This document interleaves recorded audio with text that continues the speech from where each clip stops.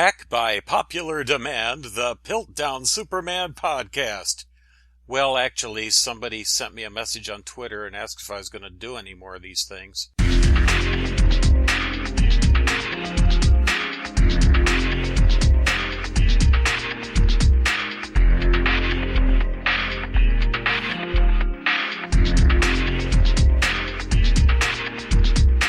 We're going to look at another fallacy today.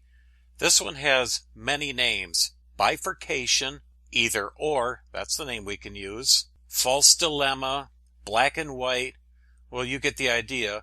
It basically comes down to meaning that there are only two possible choices in a matter, and it ignores other possibilities. Now, that doesn't mean for just simple conversation. Like earlier tonight, I went outside the apartment building and saw these red signs that the management had put down. Something about pesticide area, keep out. And one of them's laying down. I said to my wife, well, somebody either knocked it over or their dog did it. Obviously, there are more than those possibilities. It's conversation. I didn't want to list all the possibilities or just have to qualify every statement with, among the possibilities are such diverse elements as, and so on. But when you're getting into something a little bit more analytical, or when you're getting a personal attack and being challenged, then the either-or fallacy is more relevant. And it's usually used as a personal attack, as I mentioned, and people will use it in a manner like, you reject evolution because you don't understand it, or because you're a lying cheat that wants to fool people into believing in your religion. Well, yeah, that's a nice clear-cut false dilemma, because there are other possibilities involved in this, such as, in my case, I reject it on scientific grounds as well as theological grounds. And honesty has nothing to do with this sort of thing. It's just there are other possibilities. You can watch for that and you can spot them. However, they are often mixed with other fallacies, and they're made to make you look bad and to color the opinions of people who are either reading or hearing some kind of a discussion, especially people who are not very skilled in spotting logical fallacies. It's often very manipulative and disingenuous. Now, somebody that's being alert might have realized I just listed two possibilities. I wasn't trying to make a logical argument. I was just giving two examples. I do rely on the common sense of the listeners. And now, Atheopath Follies.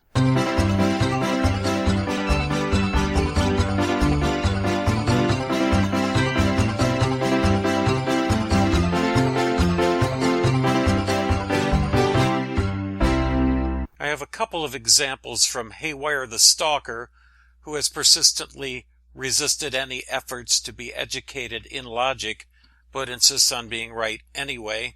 In this first one, he was generous enough to help us out with a more clear-cut version. This appears to be either utter incompetence or deliberate lying. Deliberate lying, yes, as opposed to accidental lying. Well, how about neither?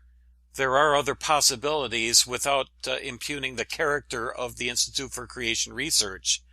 One could be simply that you disagree with their interpretations of the evidence. He was generous enough to throw in some extra as part of their policy of general science denial and unnecessary unless you're a fundamentalist, muddying of the waters. No, that's not it either. They don't have, unless you can prove they have a policy of science denial and muddying the waters. This is just an appeal to motive fallacy as well as simply an assertion. And you can just feel the love here, can't you? There, run rings round you logically. I'm not going to read all of this second one. People who are looking at the video can see it, but the important part is any of your readers who are honest and open-minded will gradually discover that the person who spreads lies is you. This is not as clear-cut. It's saying, basically, that if you don't agree with this guy, that I am the one doing the lying and not him, then you're not honest and open-minded. Only honest and open-minded people will be agreeing with him. Of course, he's not allowing for another possibility that somebody can read what he's written and decide he's got nothing to say. So he's giving a false dilemma, and he's got some emotional phrases in there, and with a bit of practice and experience, you can find these fallacies, spot them, and realize you're being manipulated. Don't fall for them. But I need to point out, sometimes it is legitimate. There may be only two possibilities. And if you're going to call somebody on it and say, hey, that's a false dilemma, black and white, either or, bifurcation, fallacy, then be prepared to say, here is an option, or here are a couple of options that have been left out. Christians, and especially creationists, when we're engaging these kinds of people, we need to be on guard against using them ourselves. I'm going to keep on insisting. I want people to get this. We have to be above the way they present themselves so they don't have any legitimate criticisms of us.